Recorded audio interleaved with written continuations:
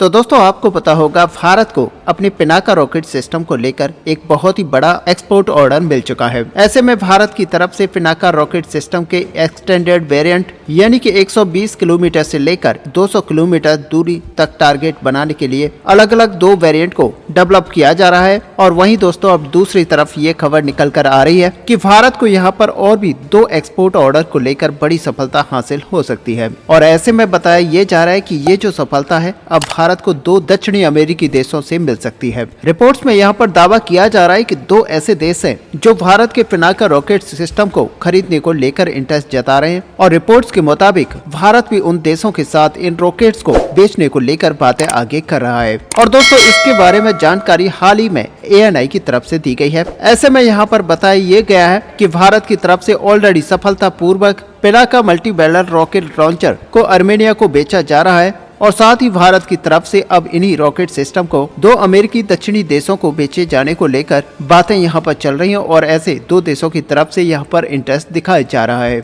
ऐसे में दोस्तों आपको बता दें कि DRDO की तरफ से भी एक बयान में ये कहा गया है कि किस तरीके से 90 किलोमीटर के पिनाका मार्क 2 एक्सटेंडेड रेंज मिसाइलों के डेवलपमेंट के बाद में अब 120 से 200 किलोमीटर तक की टारगेट को हिट कर पाएंगे। और ऐसे में दोस्तों आपको बता दें कि इसको दो वेरिएंट में यहाँ पर डेवलप किया गया है, जिसमें 120 किलोमीटर का जो है पिनाका मार्क 2 वेरिएंट है। और साथ ही आपको बता दें कि पिनाका मार्क 3 वेरिएंट यहाँ पर 200 किलोमीटर तक की रेंज रखता है। और साथ ही यहाँ पर यह भी जानकारी दी गई थी कि किस तरीके से ये मिसाइलें काफी ज्यादा घातक हो सकती हैं। ऐसे में आपको ये बता दें कि पिनाका का जो नाम रखा गया है वो असल में प्रभु श्री महादेव के धनुष के नाम पर रखा गया है। और दोस्तों ये भी सच है कि ये अपने नाम के जैसे ही काफी घातक भी है। और रिपोर्ट्स में यहाँ पर दावा किया जाता है कि Pinaka multi barrel rocket launcher 800 metre के क्षेत्रफल को पूरी तरह से धूल में कन्वर्ट कर देता है। ऐसे में एग्जिस्टिंग भारत के पास जो पिनाका रॉकेट सिस्टम है उसके कई सारे वर्जन है। और इसका पहला जो वेरिएंट है वो यहाँ पर 37.5 किलोमीटर तक दुश्मन के किसी भी टारगेट को हिट कर सकता है। और इसको पिनाका मार्क 1 वर्जन के नाम से जाना जाता है, जबकि यहाँ पर पिनाका मार्क 2 करीबन 60 किलोमीटर दूर तक टारगेट को हिट कर सकता है। और पिनाका मार्क 1 इनहेंस रेंज वाली मिसाइलों को करीब 45 किलोमीटर तक निशाना बना सकता है। ऐसे में गाइडेड पिनाका करीबन 75 किलोमीटर तक टारगेट को निशाना बना सकता है। और रिपोर्ट के मुताबिक इन मिसाइलों के प्रोडक्शन को लेकर भी भारत की तरफ से अनुमति दे दी गई है। और साथ ही आपको बता दें कि 122 मिलीमीटर के RR जो मिसाइल है यानी कि जो 40 किलोमीटर तक की रेंज को रिसीव करती हैं, जो 122 किलोमीटर के रॉकेट सिस्टम है वो भी यहाँ पर अपने यूजर ट्रायल से गुजर रहे हैं।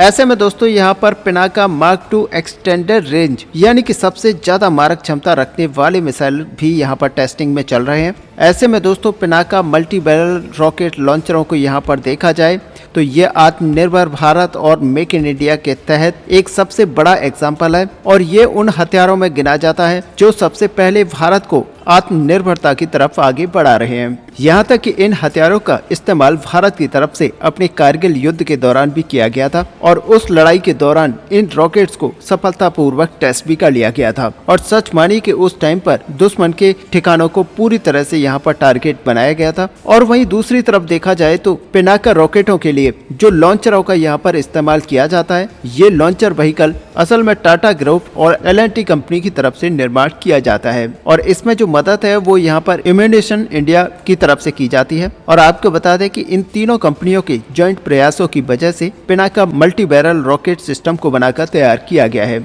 और वहीं दोस्तों आपको ये भी बता दें कि नए रॉकेटों के निर्माण के साथ ही एग्जिस्टिंग रॉकेटों को भी बड़ी मात्रा में प्रोडक्शन को लेकर अनुमति दी गई है। और रिपोर्ट में ये दावा किया जा रहा है कि फिलहाल इंडियन आर्मी की तरफ से भी दो अलग अलग प्रपोजल्स को साथ ही दो अलग अलग रॉकेट्स को हासिल करने को लेकर अनुमति दिया गया है, जिनमें एरियन डिनाइल टाइप 2 और टाइप 3 यहाँ पर शामिल किए गए हैं। ऐसे में दोस्तों आपको बता दें कि यहाँ पर जो मल्टी बैरल रॉकेट्स के अंदर इस्तेमाल होने वाले जो रॉकेट्स हैं इनका निर्माण का काम म्यूनिशन इंडिया लिमिटेड की तरफ से किया जा रहा है। और आपको बता दें कि आने वाले समय में लंबी दूरी तक मार करने वाले रॉकेट्स को बनाया जाएगा, जो कि महाशास्त्र 1 और महाशास्त्र 2 के नाम से जाने जाएंगे। ऐसे में रिपोर्ट्स के मुताबिक यहाँ पर 250 से 300 किलोमीटर तक की दो टारगेट्स को ये निशाना बना पाएंगे। वहीं अगर पिनाका रॉकेट को लेकर कई सारे देशों की तरफ से इंटरेस्ट को दिखाया जा रहा है, लेकिन यहाँ पर जो दो दक्षिणी अमेरिकी देशों की बात की जा रही है। लेकिन यहाँ पर जो दो दक्षिणी अमेरिकी देशों का जिक्र किया जा रहा है उनके बारे में अभी एग्जैक्टली कोई जानकारी नहीं है।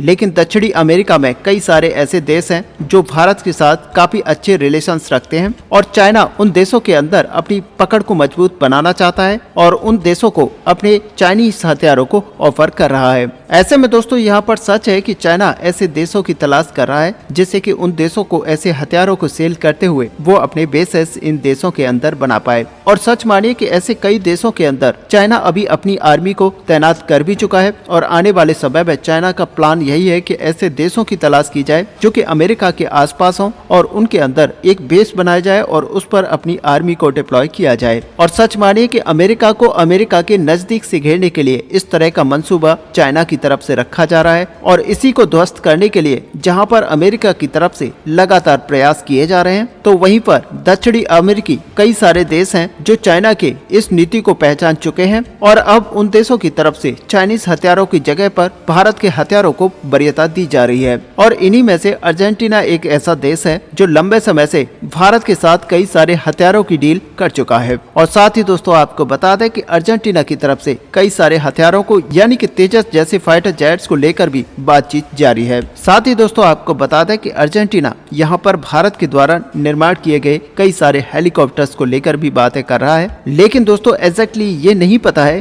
कि अर्जेंटीना क्या फ्लाका जैसे रॉकेट सिस्टम को भारत से खरीदना चाह रहा है। लेकिन अगर दक्षिणी अमेरिकी देशों में भारत के क्लोज तरीन एलाई को देखा जाए तो यहाँ पर अर्जेंटीना का नाम सबसे पहले आता है। और दोस्तों एक तरफ जहाँ पिनाका रॉकेट सिस्टम को लेकर भारत की तरफ से एक बड़ी सफलता को हासिल किया गया है तो वहीं पर दूसरी तरफ long range hypersonic demonstration vehicle को लेकर हाल ही में एक बड़ी छलांग लगाने की भारत की तरफ से कोशिश की गई है। ऐसे में दोस्तों रिपोर्ट के मुताबिक यहाँ पर माना जाए तो DRDO की तरफ से हाइपरसोनिक टेक्नोलॉजी डेमोस्ट्रेशन व्हीकल के लॉन्ग रेंज ट्रायल को लेकर बातें की जा रही हैं। और दोस्तों आपको बता दें कि इस ट्रायल को इसी साल के अंदर अंजाम दिया जाएगा। ऐसे में दोस्तों सच मानिए कि भारत अपनी हाइपरसोनिक मिसाइलों को बनाने के इतने करीब पहुंच चुका है जिससे आप अंदाजा लगा सकते हैं कि भारत अगले 2 से 3 साल के अंदर अपनी इस तरह की मिसाइलों को बनाकर तैयार कर लेगा। और साथ ही आपको बता दें कि DRDO की तरफ से इस तरह के 2 से 3 परीक्षण को पहले भी कंप्लीट कर लिया गया है जो कि पूरी तरह से सफल रहे हैं। अब दोस्तों आपकी जानकारी के लिए बता दें कि हाइपरसोनिक रफ्तार उस रफ्तार को कहा जाता है जो कि ध्वनि के मुकाबले में करीबन 5 गुना हो यानी कि मार्क 5 की हो। और अब तक भारत की तरफ से जो हाइपरसोनिक टेक्नोलॉजी डेमोस्ट्रेटर के ऊपर काम किया गया है और साथ ही उनको लेकर जो परीक्षण किए गए हैं असल में वहां पर एक मिक्स रिएक्शन देखने को मिल रहा है। और ऐसे में भारत की तरफ से इस तरह के 2 प्रयास किए जा चुके हैं। और सबसे पहला जो प्रयास है यहाँ पर साल 2019 के अंदर किया गया था जिससे कि कुछ जगहों में सक्सेसफुल प्रयास यहाँ पर कहा जाता है और वहीं कुछ जगह पर पार्शियली सक्सेसफुल प्रयास माना जाता है। और साथ ही यहाँ पर एक सफल परीक्षण को साल 2020 के अंदर किया गया था और इस परीक्षण में जो हाइपरसोनिक टेक्नोलॉजी डेमोस्ट्रेशन व्हीकल है वो करीब मार्क 6 की रफ्तार से यानी कि ध्वनि की रफ्तार से 6 गुना रफ्तार से ट्रेवल किया और करीब ये 30 किलोमीटर की दूरी तक कैरियर व्हीकल से जाकर सेपरेट हो गया था। ऐसे में दोस्तों 2023 के अंदर भी DRDO की तरफ से हाइपरसोनिक टेक्नोलॉजी डेमोस्ट्रेशन व्हीकल को लेकर सफलतापूर्वक परीक्षण किया गया था और इस परीक्षण के दौरान करीब 60 सेकंड तक इस व्हीकल के द्वारा अपने पाथ को फॉलो किया गया था। जबकि वहीं आपको बता दें कि इस साल DRDO की तरफ से इस परीक्षण को लेकर जो कोशिश की जा रही है वो यहाँ पर करीब 400 सेकंड का है यानी कि 6.6 मिनट का है। और ऐसे में अगर ये व्हीकल सफलतापूर्वक इस परीक्षण को कर लेता है तो कम से कम 800 किलोमीटर दूर तक ये ट्रेवल जरूर करेगा। और आपको बता दें कि ये पिछले परीक्षण के मुकाबले में अधिक रेंज और अधिक टाइम तक ट्रेवल करेगा। ऐसे में सच मानिए कि भारत के लिए ये बहुत ही बड़ी सफलता होगी और इसके बाद में ये फाइनल परीक्षण होगा। और अगर ये सफलता यहाँ पर भारत के हाथ अगर लग जाती है तो हाइपरसोनिक व्हीकल के डेवलपमेंट की तरफ भारत एक बड़ा कदम रख लेगा। और साथ ही दोस्तों आपको बता दें कि इस परीक्षण के सफल होते ही रैमजेट पावर्ड इंजनों के मुकाबले में भी भारत एक बड़ा कदम यहां पर रख लेगा। ऐसे में दोस्तों देखा जाए तो हाइपरसोनिक मिसाइलों के डेवलपमेंट और क्रूज मिसाइलों के डेवलपमेंट को भी यहां पर इसी परीक्षण के द्वारा आसान बनाया जा सकेगा। ऐसे में दोस्तों ये जो ट्रेडिशनल बैलिस्टिक मिसाइलें हैं वो भी आजकल हाइपरसोनिक स्पीड से ट्रेवल करती हैं। लेकिन हाइपरसोनिक मिसाइल और ट्रेडिशनल बैलिस्टिक मिसाइल के अंदर जो सबसे बड़ा अंतर होता है वो इसका मैन्यूवरेबिलिटी होता है। ऐसे में एक बैलिस्टिक मिसाइल एक बैलिस्टिक पाथ को फॉलो करती है, जिसके कारण इस तरीके के मिसाइलों की रफ्तार और रेंज अधिक तो होती है, लेकिन ऐसी मिसाइलों के बैलिस्टिक पाथ के कारण इसे मारकर गिराया जाना काफी आसान होते हैं। जबकि क्रूज मिसाइल एक मैनोरेबल पाथ को फॉलो करती है और क्रूज मिसाइल की जो रफ्तार होती है वो काफी कम होती है और इसी की वजह से इसकी जो रफ्तार है वो इसकी डीमेरिट है और बैलिस्टिक मिसाइल की रफ्तार की वजह से इसको मारकर गिराया जाना काफी आसान हो जाता है। और दोस्तों अब आपको बता दें कि इन्हीं दोनों टेक्नोलॉजीज को मिलाकर हाइपरसोनिक मिसाइलों का डेवलपमेंट किया जा रहा है, जहां पर ये मिसाइल मैनोरेबल भी होगी और साथ ही इसकी स्पीड ध्वनि की स्पीड से 6 गुना ज्यादा होगी। और सच मानिए कि इस तरह की टेक्नोलॉजी को भारत अगर बनाने में सफल हो जाता है तो भारत एक ऐसी हाइपरसोनिक मिसाइल को बनाकर तैयार कर देगा जिसको रोकने की क्षमता दुनिया भर के पास अभी किसी देश के पास मौजूद नहीं है। ऐसे में दोस्तों आपको बता दें कि रशिया हाइपरसोनिक मिसाइलों के डेवलपमेंट में सबसे आगे है और वहीं अमेरिका की बात की जाए तो अमेरिका अभी इन पर काम कर रहा है और माना यह जा रहा है कि अमेरिका इसके बनाने के कार्य भी करीब पहुंच चुका है।